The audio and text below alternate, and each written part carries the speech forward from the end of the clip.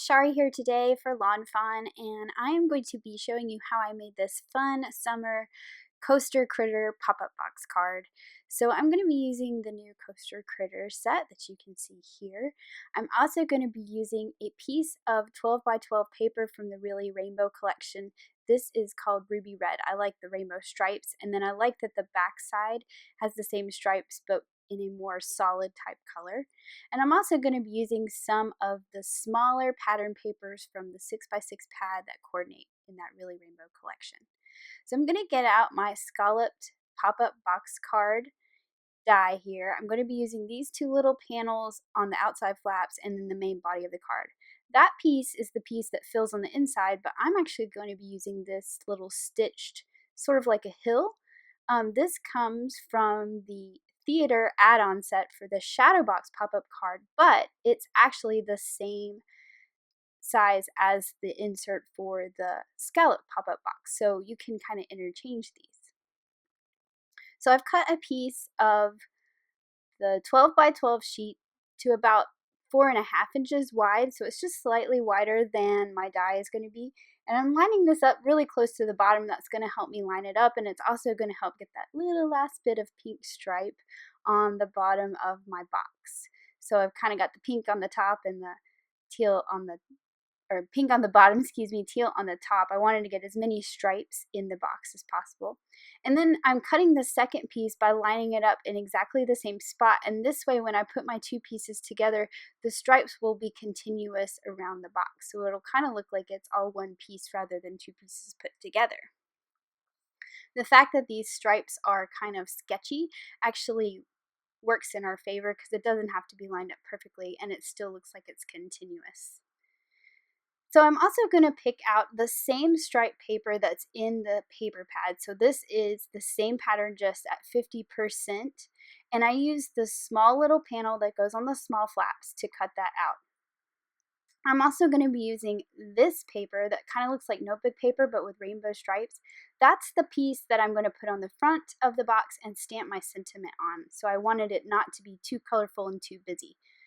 I'm also using a piece of the blue plaid from the Perfectly Plaid Spring Collection, and I'm cutting that same large panel, and this will go on the back piece and sort of act as the sky for the little scene I'm going to create.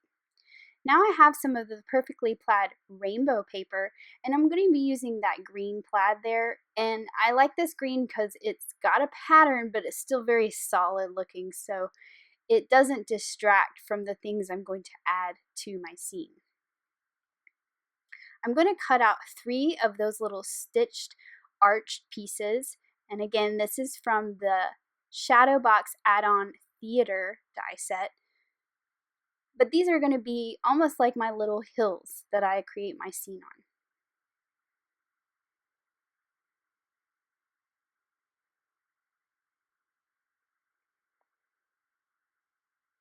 Now that I've got all those pieces cut out, I'm going to work on stamping my images. So I'm going to stamp out both pieces of the roller coaster that come in this stamp set, as well as a couple of the little pennant flags, which I'll add to the top of my roller coaster, a couple of the cute little critters here to add to my scene, and some things for those critters to hold, the balloon and the cotton candy, and then the small roller coaster to go in the background. I'm just going to do some simple coloring of the roller coaster here. I'm using 2 BG colors, BG11, BG13, and I'm just putting that darker color kind of in the connections of the roller coaster pieces here, and then I'll blend it out with the lighter color. I'll do the same on the smaller piece so that the 2 roller coaster pieces match. I'm also adding some of the same colors that I'm going to be using into my other elements here. So you can see I added that teal to the wheels of the roller coaster, I added some yellow, made a yellow flag, yellow stripe, pink flag, and a pink roller coaster cars, and then I'm using the purple for the flag and the balloon, and of course cotton candy has to be pink. I'm going in with a lighter gray color and just sort of highlighting those little support crossbars that are part of the roller coaster just to add a little more attention to the detail of the image. And then I'm going to go in with some warm grays and color my little bunny rabbit here, just with some very simple shading. And then I've got an orangey brown for my little fox. And I'm adding a very light, an E000 Copic for the white part of the fox, because I think the white is too white, so he's going to have like a creamy look to him, and I think that really helps because I want him to look colored. I don't want the little white border that's around him left when I do the die cut to be the same as his body. That's just kind of strange looking to me. So I've got the coordinating dies, and I'm just going to line all those pieces up and hold them down with some low tack tape. And you'll see that I am not going to use the dies for the roller coaster, and I will show you why here in a minute. But I'm going to go ahead and cut out all the little small pieces using the dies.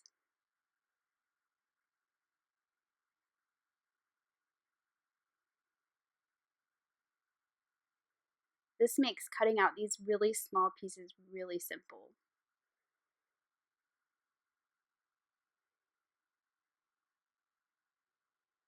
Now that I have those all cut out, I'm going to fussy cut the pieces of my roller coaster. And part of the reason why I am doing this is because I'm going to end up cutting off that little piece of the larger roller coaster, and there won't be the white border. So this way it'll look like it's done on purpose and not a mistake if I fussy cut right on the edges of all the pieces of the roller coaster. So I'm going to go ahead and cut out the whole piece. And part of the reason why I will be trimming this larger piece of the roller coaster is because it's just slightly wider than my box. So you can see I have one of those green pieces here. I'm going to go ahead and fold the flaps backwards on all these, just on that score line that's created by the die.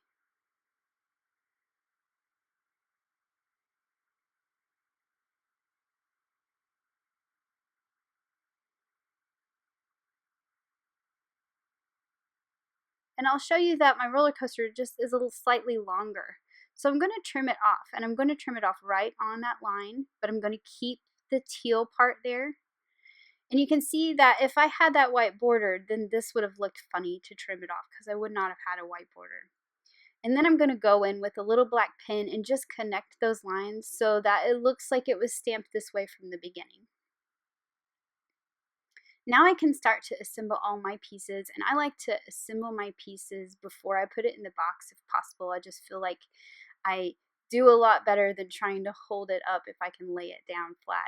So I'm going to be putting that large piece of the roller coaster on the backmost panel of this card. I'm going to do the small one in front of that, and then on the very front little hill, I'm going to put my little critters, so they're in the foreground. And I'm using the lawnfawn glue tube to attach all these pieces because you can get a nice small amount of glue, and I like the liquid glue. Lets me move this stuff around a little bit. So for the pennants, I'm just putting a little dot on the back side, kind of lined up with those vertical pieces of the roller coaster.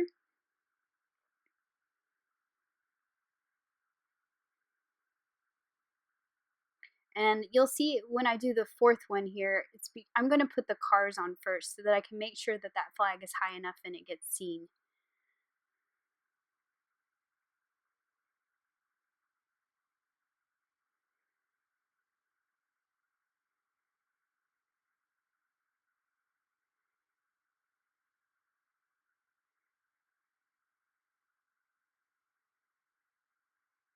So now that I have the roller coaster cars on, I can actually put the glue on the cars and then add that last pennant. If I had added it to the roller coaster first, it probably would have gotten mostly hidden behind those roller coaster cars. Now to stamp out the sentiment that will go on the front panel, and I'm just lining up the words to say "Have a thrilling birthday." So I'm just kind of lining those up on my grid mat, and then I will pick it up with the block. And I pulled out the little exclamation point, but it doesn't always lay flat on my mat to pick it up, so I'm just going to add it once I have the other stamps picked up. I'm just going to add it to the end of birthday.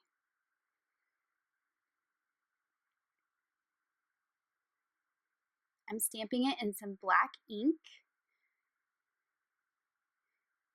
And actually, the little lines of this piece of pattern paper that I use will help me line up my sentiment nice and straight.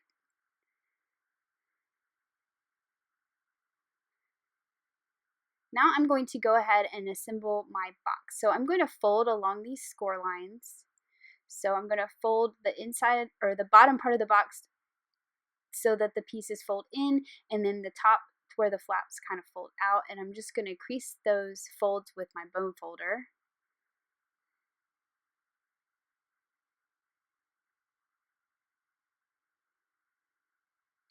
And then I'm going to use some double-sided tape to assemble all these pieces. So I'm just going to put it on that little flap there, and I'm just tearing it off, and then I'm going to trim the excess off with my scissors so that the whole little flap there is covered in adhesive. And this will help hold the box together really well.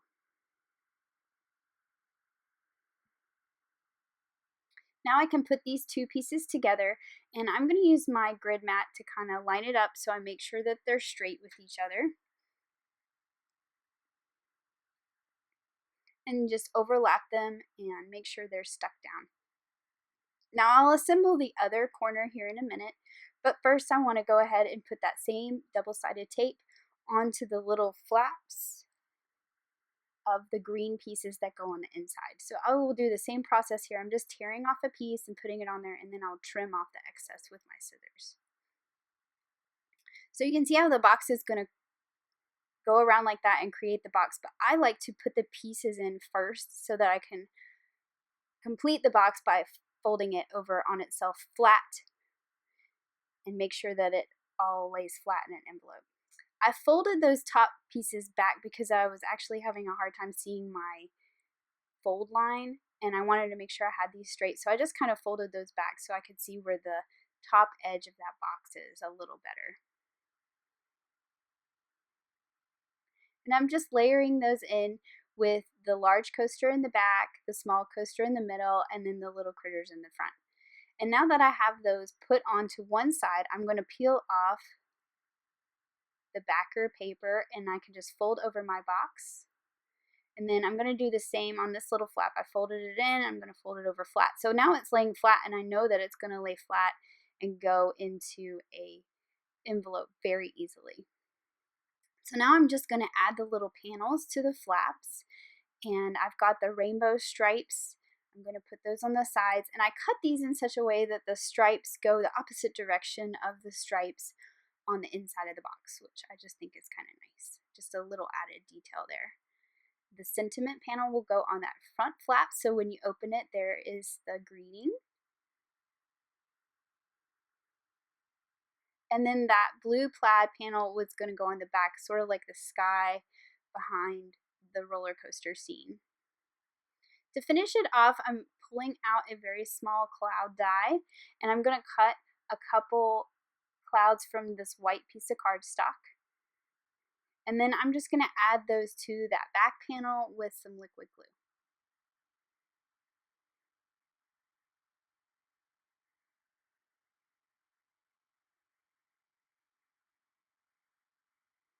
And I'm using my tweezers so that hopefully I don't get glue all over my fingers and mess up my pretty, almost completed card here.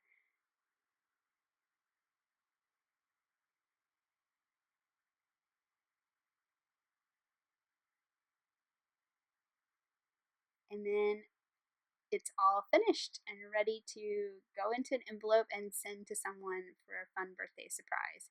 So you can see how it folds perfectly flat here. And then when they pull it out of the envelope, it opens up to this fun summer theme park scene. So here's another look at that card and a close-up. Thanks for watching. Have an amazing day. Bye.